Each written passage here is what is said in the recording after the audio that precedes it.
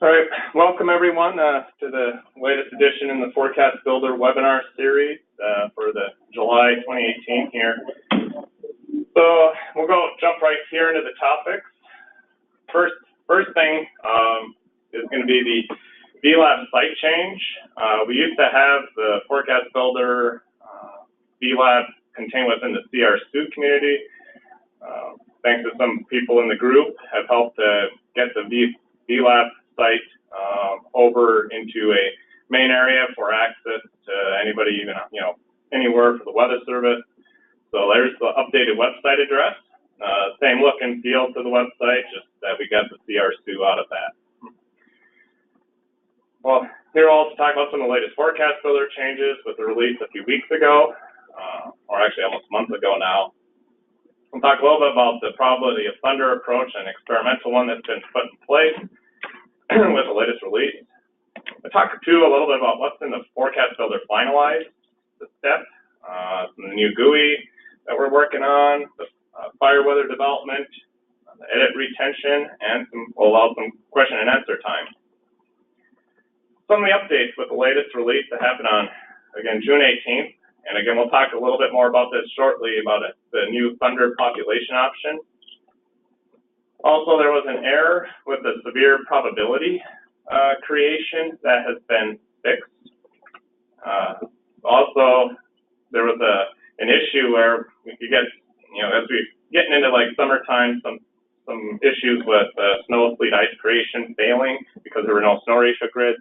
That has been fixed. That will no longer occur. We've also fixed something this more when you're utilizing MDM with ForecastBuilders to apply a weighted time average for snow ratio population, so that because snow ratio is usually populated as a 6-hour grid length, and the NBM data is a 1-hour grid length every 3 hours, except for in the short term where it's 1 hourly. So this will help to do a better approach at putting in a snow ratio into GFE. So you're, instead of averaging just 0, Z, and 3Z, it's actually going to do like 0, 3, and 6, just for an example. Some DAS additions, we added a smoke and haze from visibility. Kind of on a somewhat related note, there's the HER smoke. It's an experimental option that's still being worked on in terms of getting into D2D, GFD, and ForecastBuilder. Just wanted to throw that out there. And we've also added to kind of match with the national aviation tools a slider bar for dew point depression for fog creation. All right, I've asked, there's a few developers here for this probability of thunder approach, this new one that we have added, Chauncey Schultz and Patrick Ide from Bismarck, as well as Ariel Cohen from Topeka.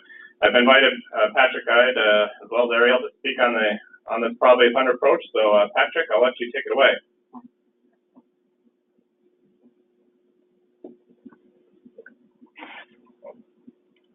Keep rolling and hey Patrick, can you just restart? I saw you were somehow got muted, so you're good. Okay, sounds good. Alrighty.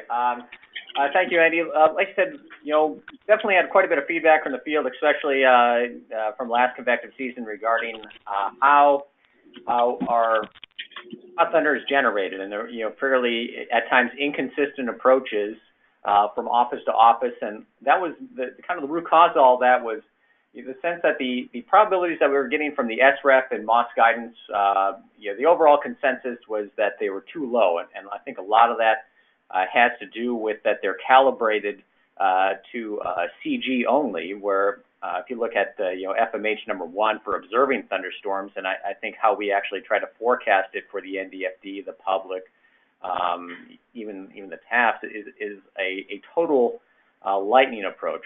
And so I think there's a really discontinuity between what our guidance was calibrated to and what are conceptual models, and I think what we were actually trying to forecast to. So we wanted to take a look at this as a CRGMAT to really proactively, as best we can, address those concerns and try to get a little bit better tool out there within the kind of the limitations of what we have available in GFE. Like I said, big thanks to Chauncey Schultz, the Sue here at Bismarck, and Dr. Ariel Cohen, the Sue at Topeka, obviously significant experience at SPC as well. So the overall, way we do this is how can we take a really kind of a physical-based approach to creating pot thunder that's very simple, easy to understand, and matches our conceptual models, but also within the limits of what we have available in GFE. A lot of CAPE fields are not very accessible in GFE, and even if you want to access them or derive them, that's definitely going to be a lot of computing power that's going to be required in adding the time. So, we looked at, what do we need, from a very simplistic standpoint, because sometimes maybe we overthink these things, what are those, processes we need to get an updraft strong enough to get into that, grapple in the charge reversal zone. Taking a look at some of the studies as well from actually monsoonal storms in Arizona, and a lot of you may be saying, well, why are we looking at monsoonal storms? Well, it's a fairly pristine environment for observing lightning in Arizona, so it gives us a really good look at what parameters really work well at helping the predictability of lightning and what don't. And then following that up with, simply, the expert elicitation, so, big thanks to Dr. Ariel Cohen, who was drawing these general thunder lines at SPC when he was working there. What are they looking at? And I think it's to draw those lines. So, melding that all together, we came up with this table, and very simplified. So we take, our matchup, take our surface dew points as our moisture parameter, and our 7 to 500 millibar lapse rates, match those together. So the higher the lapse rate and the higher the dew point, that's, for those red boxes, we're going to match pot to pot thunder. So essentially copy pot to pot thunder. We kind of surround that of trying to just give a little bit of a slight chance for lower lapse rates and lower dew points. And then finally, for those really more stable conditions and the really low dew points, pot thunder is equal to 0. Of course, probably what jumps onto mind is that this probably is not going to work for and admittedly so for thunder snow in the winter. But that's where we come in and can do manual intervention. What is backed up to this is that we are still utilizing the SREF and the gridded moss values. We'll insert those where they are higher than the values that we have from the table. Now, that's probably not going to happen very often, as this table was designed to really kind of boost up that pot thunder in a kind of a physically based way.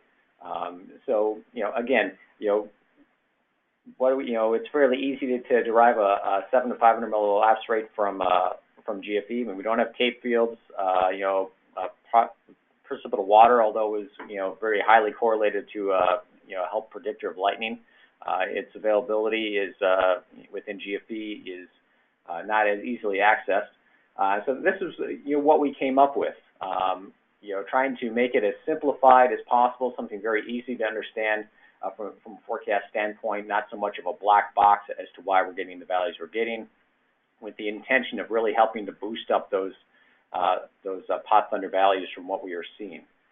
So I want to hop to the next slide, and what you'll see is obviously this is embedded in the non-precipitation type steps GUI, and you'll see a third option there, which is a combo of pops and models. So essentially, like we said, we have we're either for the higher dew points and the higher lapse rates, we're copying the pops to pot thunder. For those kind of little bit, those middle ground lapse rates and dew points, we're just giving at least a slight chance of thunder, and then also incorporating still, the SREF and the GMOS, those probabilities where they exceed what we would get from that table. So it does take, when you run it, especially, for all 7 days, it will take a little bit of time. It's not an extremely long wait, but it does have to calculate the 7 to 500 millibar lapse rates from the available guidance that you see there. It is using the dew points that are in your grids, and then, like we said, combining it with those statistical probabilities. So we'll go through a quick example of what this looks like and kind of the strengths of it on the next slide. And please, try it out and provide feedback to the ForecastBuilder email list like you see there, or drop us example or a question in our NWS chat room as well. We're trying to be as responsive as we can, and I think this is a great example of us trying to respond to a need identified by the field that pot thunder is an issue. So we'll hop to that example across North Dakota, and this is, I believe, a day 4 example where we have 60 pops, likely pops from a multi-blend consensus. The MU capes over 2,000 joules per kilogram in this example, ahead of a strong mid-level shortwave, a cold front already highlighted by an SBC slight risk on day 4 across North Dakota, which is somewhat occurs less often than in other parts of the country. So fairly potentially significant severe weather event for us on day 4, highlighted already by likely pops.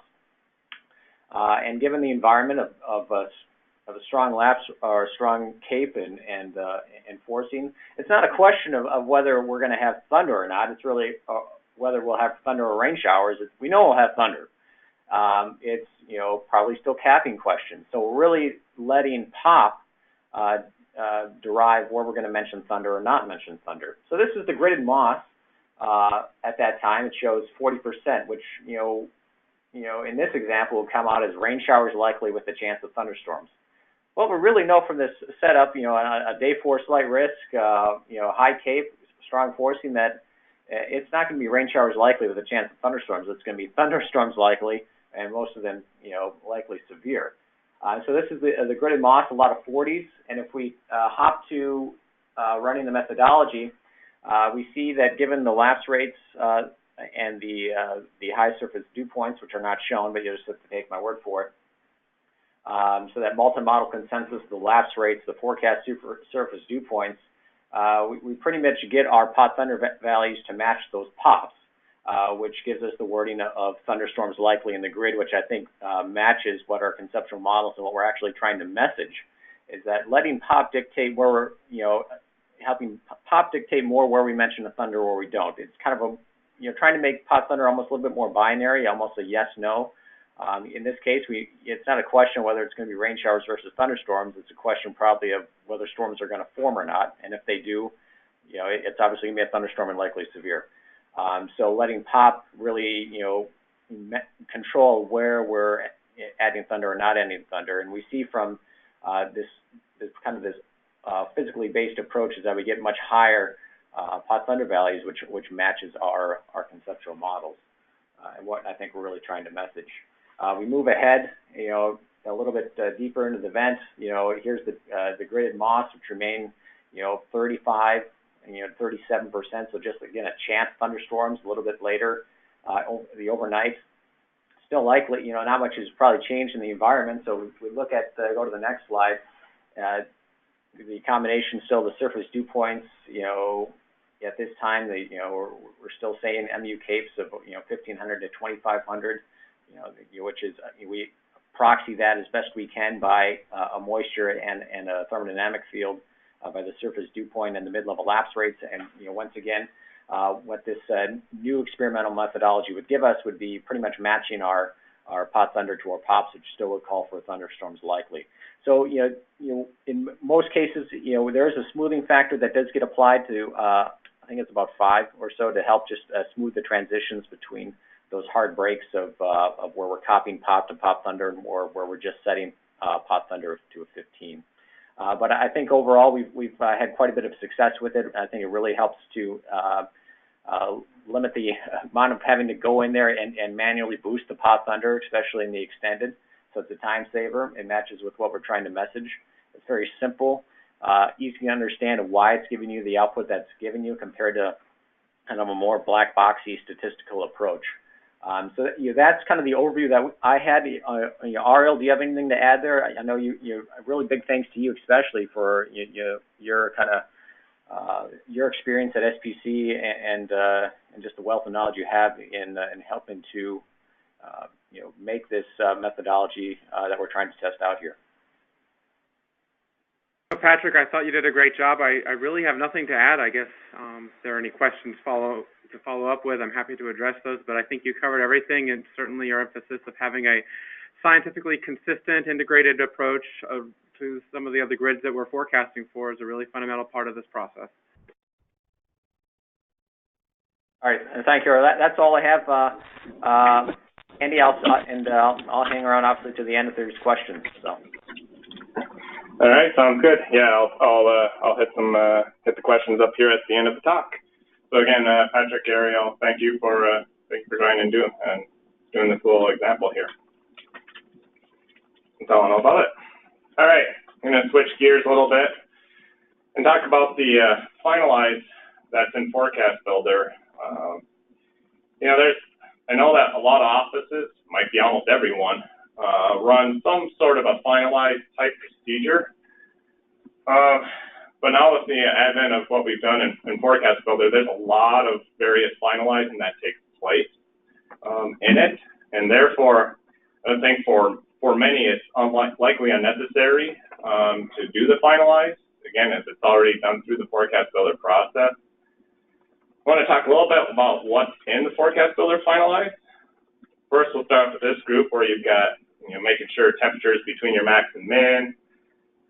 For those offices that create dew point, to ensure the dew point is less than the temperature.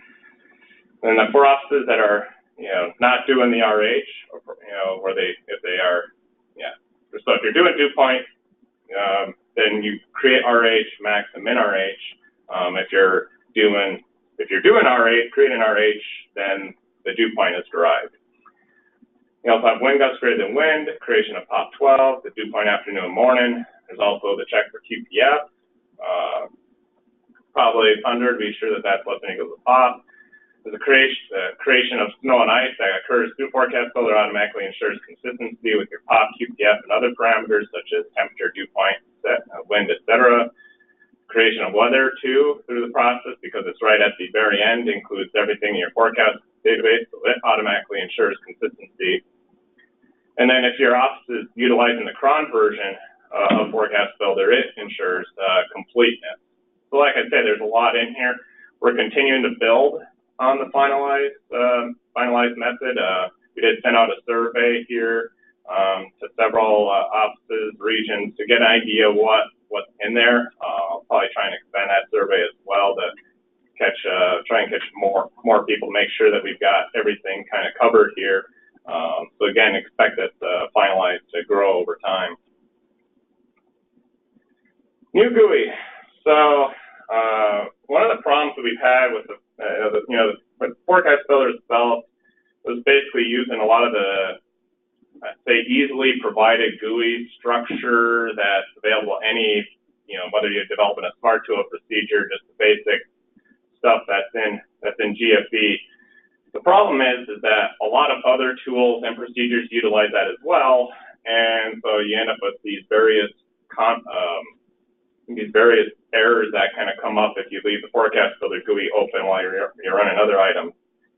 Similarly, that code structure within GFE is it's very limiting, and so we've taken an initiative here to rewrite the GUI in a TK interface, and this will help again solve some of the errors. And this GUI is going to utilize a menu structure, which will allow us to jump quickly between steps. I know that's been a request by several offices via feedback. And what's also cool about this GUI is that you'll be able to configure to run steps automatically, or you can have them prompt up. That's helpful in various transition seasons or maybe not so much the transition seasons, or better stated, like summer and winter, where you're automatically just staying at one, say, preset type, for example. So we're anticipating testing here in late July, and I know it's already July 24th, but that's about still the general gist here, maybe by the end of the week. We're expecting delivery with the next release. We'll also maintain the old GUI with the idea that a few months from now we'll kind of phase it out.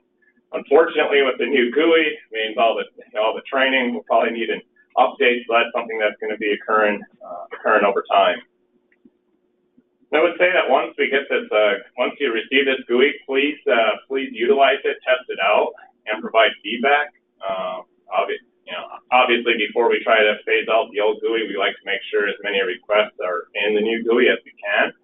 So again, provide that to the nws.forecastbuilder@noaa.gov email address. So I wanted to preview this to everybody. So one of the nice things, again, there's a configuration section. This can be done for any user. When you open up the GUI, there's a configure option underneath one of the menus. You just jump in there, and you can configure through each step whether you want it to pop open a GUI, whether you want it to run automatically, or prompt. There's some further information on the GUI itself.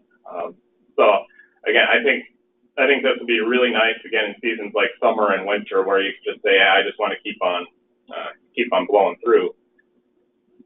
But then that idea about jumping between steps is shown here, where you now have an actual menu that you can jump from one step to the other or kind of go back. And there will be some alerts that we're going to build in to ensure that you don't end up like skipping a step, so that, like, for example, the Finalize isn't done before you run your preset type. That will we'll make sure that that's complete first. The other addition that's nice with this menu style is that we can add on different or add on later things that would occur in the process, like run formatters, sending grids to NDFT, point and click, the EHWO. So we're kind of trying to self-contain a lot of the forecast process within the ForecastBuilder GUI. In fact, maybe there'll be a time that we can actually go into various CSS stuff, and I think what we're doing here with EHWO is first stab at that. On the fire weather, this has been something that we've been gradually working on here over the last couple months. We got a group of us kind of meeting on this, and we decided to do a survey to many of our active fire weather regions, western, southern, central, about grid length and tools for fire weather grids. Turns out, just looking at these three regions alone, there is a lot of variation, especially in the grid length area. So I think what this is going to basically require is a lot of local configuration until more regional and national standardization can occur. Again, it was quite eye-opening and maybe to some degree expected, but it was just very, very amazing to see how much variation there is. We have had some efforts to help, like within the national blend and the national smartness are two examples where the mix and height has now been switched over to which would kind of basically be considered a proxy stall method. So we'll do the same thing in the ForecastBuilder, and that's part of, there's a national fire weather team kind of looking at this. So we'll utilize that same approach for ForecastBuilder for mix height, but you can see that there's going to be a lot of elements. Haines, we got there's RFPI, there's GFDI, there's ERC, there's a super fog parameter. There's probably a dozen or so related fire weather parameters that need to be accounted for. We have started combining fire weather procedures that have been available on the STP, like the Enhanced Fire Weather Tools package out of Norman is just one example that has been brought in. We've got others that have already been built in as well. So the idea here is that we'll likely put these at the end of the ForecastBuilder process. The goal here too is to be that we can, choose various time lengths to run the procedure on. I know that's one of the problems that can be in the field, is that these fire weather procedures often do your entire time period, the entire time range of your fire weather, and you want to look at just, say, update today, so you have some updates for a spot forecast, for example. Another thing that's been in development, this is on the software collaboration portal, and kind of touched on this on the last webinar, is this program called Edit Retention, kind of an add-on to ForecastBuilder at the moment. This was developed by Ryan Leach and Chris Gibson out of Missoula. And again, I touched on this on the last webinar, and I invited them both, but both of their schedules are busy at the moment, so they've offered to put a couple, just 2 slides here so I can talk about it. The desire behind this whole edit retention is the idea that if you run like ForecastBuilder from a cron, for example, and you bring in your common starting point, that you won't wipe out some of the high impacts from the forecast. Bias correction, say from the MDM super blend, for example, can perform poorly in some rare and extreme events, and some small scale local phenomena may not be well handled by the models. And some examples here show local gap winds, marine layer, etc. And so we don't want to have forecasters always having to go back in after every run of putting in the common starting point to have to manipulate these grids, do it again, where that's going to take your time away from DSS messaging. So basically, again, minimizing some workload. And to keep people focused on just making edits necessary for consistency with your DSS messaging. So let's take a look an example here of how the edit retention would be utilized. So here's an example that's coming out of Missoula, where you have these gap winds that are affecting a big, kind of a major airport. And in this case, it's also got surface transportation and all your bigger population. The idea you're situated here, kind of valley, and then you have these strong Arctic winds that kind of come through and go through your mountain passes, and they speed up. But that's some higher level of detail that's really hard to capture in a blended solution. It will often kind of get washed out because it's more extreme. What's nice with the edit retention is it will automatically reduce the edit area to that matching the impact. And 2, when with the cron, when it's running, it will highlight what grids are affected in the grid manager. So I show Ryan and Chris here provide some example use cases. Again, we talked about these gap winds, but maybe you got mountain wave winds. Marine layer, where you might be dealing with fog and stratus affecting your visibility and call-based primary grids.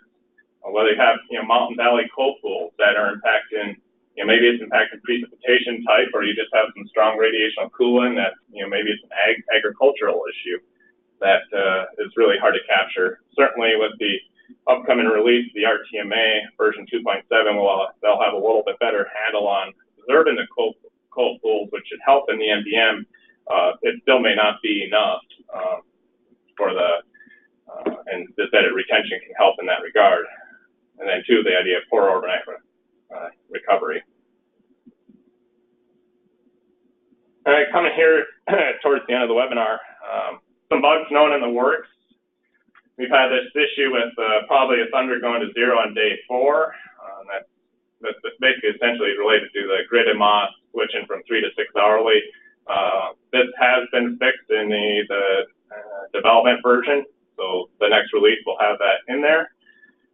Also, for the kind of 0-hour stuff for your POP and QPF to bring in MRMS, this has also been worked on and included. It's in testing right now. Implementation of freeze and spray method that's going to be put into MDM version 3.2. This is utilizing an overland method. And this overland method has slight differences between the Great Lakes and oceans for the water freezing point. So we're going to try and get this in for this winter season. And when doing so, the National Smartness will also have to have an update for probably a freeze and spray to switch the values from 0 to 100 to 0 to 3, and that will basically go from none, light, moderate to heavy. And what would be nice actually doing this is we'll actually get rid of a grid, the pot heavy freeze and spray grid, because that will now be included in pot freeze and spray. And then 2, there's this is basically an ongoing project about improving precipitation type. There are some improvements we like to make here for the top-down method over the Western U.S., and that will cross both ForecastBuilder and the National Smartness. I should note that back in April during a mixed precipitation event over that we had affect a pretty good swath of central region, that there was a problem with the prop refreeze fleet in the national SmartNet. We got that fixed, but obviously that's not going to be probably seen until we get back into winter season. And so when we get into this upcoming winter, be aware that you're probably going to see a little bit more in the prop refreeze fleet grid from the national SmartNet. The MBM was fine. It was just a Python issue with the way that, again, just a GFP kind of related Python issue that's been resolved. And with that, I will open up to questions. And I do know that we have some questions here, so I'm going to try and open those up that have been put in the questions box. So just give me a moment here to open that up.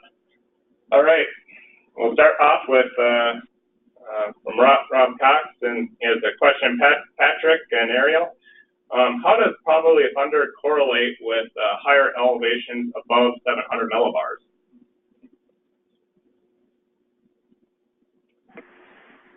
Ariel, you want to take a stab at that one? Certainly. So certainly we're going to be able to compute lapse rates in the 700 to 500 layer. Those can be computed anywhere now. Certainly in theory, that 700 millibar level is going to be effectively within the ground. But there's still going to be a signal that we're going to be able to take out of these deep mixed layers that are evolving over the Western Plateau that are going to be reflected by steep mid-level lapse rates that are going to push us more toward the portion of the table where we're going to have the higher thunder probabilities. And so it works out appropriately that by looking at a layer difference in temperatures that will be able to reflect the typical steep mid-level lapse rate profile, which for some of the higher elevations is a low level lapse rate, and combined with the dew points. And then ultimately, I know that in some of our discussions, it's been found that for some of the higher elevation offices that the MOS guidance does actually work out pretty well with respect to the nominal thunderstorm probabilities offered. And that's why we do have a baseline of those MOS guidance. We will go no lower than the nominal MOS guidance thunder probabilities. And so that will still be completely captured in cases where you'd otherwise get discounting going on through this process, such that the process includes that as a minimum probability value, and that's particularly relevant for areas across the western United States where you are dealing with higher elevations. Let me know if that doesn't address your question. Yeah. Rob says, okay, thanks. That's good. All right, next up. Thanks again, Patrick and Ariel. Tim Oram asked, for the probability of thunder, any comparison of the algorithm to what NBM version 3.1 is producing? So NBM version 3.1 is going to be using a blend. All right, well, first let me preface. NBM version 3.0 for probability of thunder is the gridded MOS probabilities gridded probabilities from the SREP through day 3, and then gridded MOS for day 4 and beyond.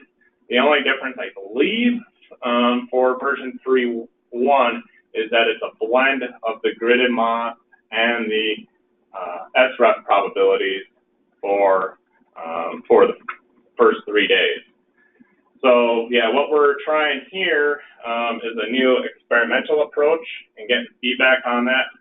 And this is something that I would anticipate that we can send this through probably the NBM SAG for consideration for an NBM version, for like a version 3.2 or something beyond that. So cool. All right, next is a note that, and I think this is a good one, that this is from Andy Edmond out in Western, that they do have a plan for Western region to standardize the NBM, standardize on the NBM grid time length for the forecast element. And I think that's a great initiative. That if we can, across a lot of our, whether it's fire weather elements or if it's just your general standard elements, to try and have a standard standard grid length, one, it can get rid of some extra configuration, and two, it helps maintain consistency from region to region, especially helping your regional border offices, and then two, on NDFD, you get flow better capability there. All right, next, okay, Jim said thanks, cool.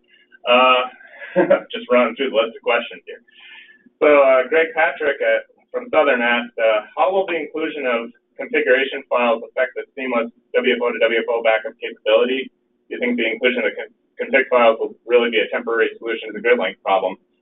Well, one of the nice things, talk about config file, that ForecastBuilder config is located within GFD, and so when we do service backup, that configuration file is pulled in. So if you have to go into service backup, you'll automatically have that configuration for their office's fire weather parameters. So I think that's a good, at least a good solution for now. Again, I think that there needs to probably be an overall work again at trying to get the same grid length, same approaches to all the elements. And I think that's just something that's going to take time, and I know it's going to require working with your various fire weather partners. I talked with some of the Florida offices, and they're just both Florida and Montana. They both have worked with their partners to try and get a same approach, and it's a lot of work. All right, next question from Eric Zimmerman asking when will the operational version see the new GUI? Again, I think we'll be looking at here probably next month. We'll get the new version released. Again, it will be you'll have a ForecastBuilder menu will be the name of the procedure, and then you will have still the old GUI underneath the ForecastBuilder to refer back to. That old GUI will mention about that, hey, you've got this new GUI, please test it out. So, let's go. The next question here from Brett. Brett Donald asked, for the Probably Thunder models, why are no cams included? Also, why is, let's do that part first. Why are no cams included? Right now, I mean, a lot of that might be, well, we could actually bring in some of that, because I think some of the cams we do get the vertical level data for, like the high-res ARW NMM. But I guess the one issue is just from a performance, because every time you bring in another model, you have to grab it out of the database, and those are slower requests. We certainly can consider it. We just started off with figure a halfway decent subset to start with. So we can certainly look at it and see how much of performance hit it would be to start including some of the cams. They're certainly, being high resolution, they might take a little longer as well. Also, why is Probably Thunder less than or equal to POP? We could have Probably Thunder greater than POP. That's valid. One of the reasons that check is put in place is there was a time period where we had a lot of offices that would want to set Probably Thunder to 100, kind of that concept that, well, any thunderstorm is going to have lightning, and that seemed to be a little maybe call it over aggressive. So we try to kind of simplify that. But I think if we can kind of get everybody to approach over to the approach a bit, maybe we can actually experiment with that, with actually having Probably Thunder greater than POP, so we can have numerous thunderstorms with a chance of showers, for example. If you're looking at the classic weather output. So again, I think that's worth considering as well. And if I could jump in real quick, we've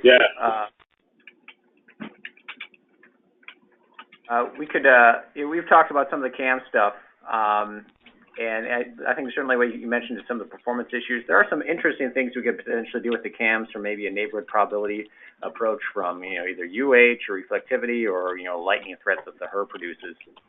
The availability of those in GFE just how far out they go. At some point, obviously, we need to switch to a more simplified approach. And I think sometimes, maybe, taking a simpler approach is better, and using some of these much more simplified parameters that, if you look at some of the papers, it's really, just really simple parameters that actually have the greatest predictability.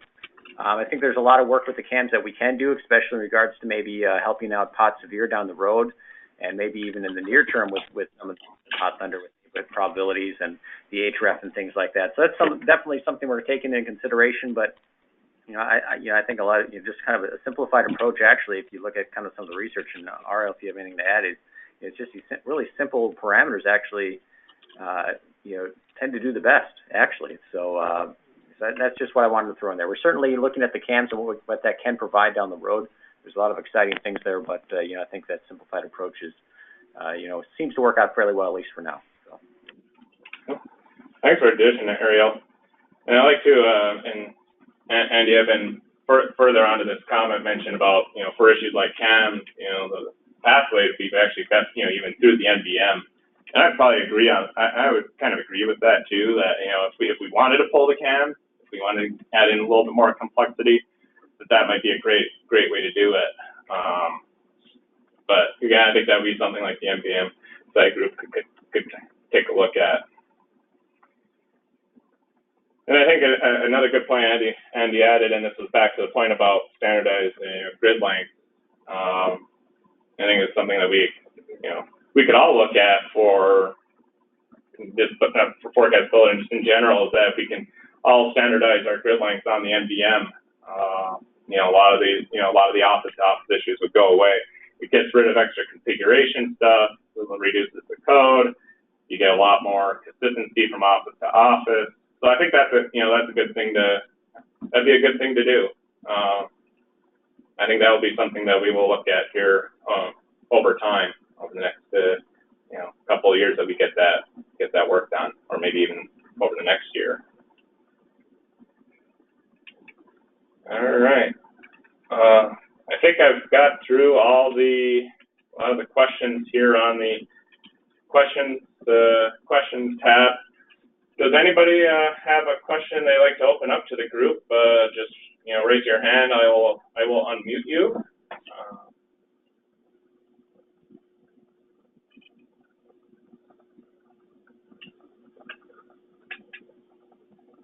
Certainly, any other questions on Thunder, the Thunder creation? While we've got Ariel and Patrick on.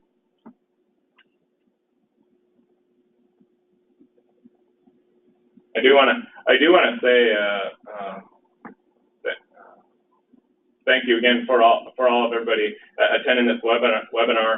As we go into I think for the next webinar, I've liked the idea here. We got Patrick and Ariel on in this webinar, and I'll try and do this with some future webinars. Keep having some guests speak.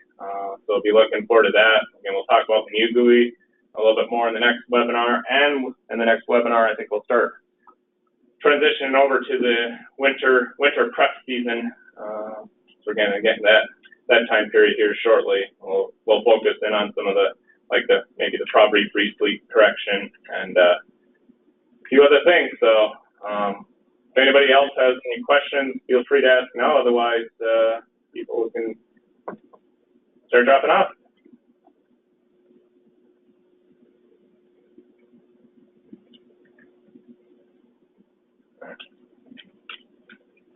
All right. Thank you all. Have a good rest of your day, and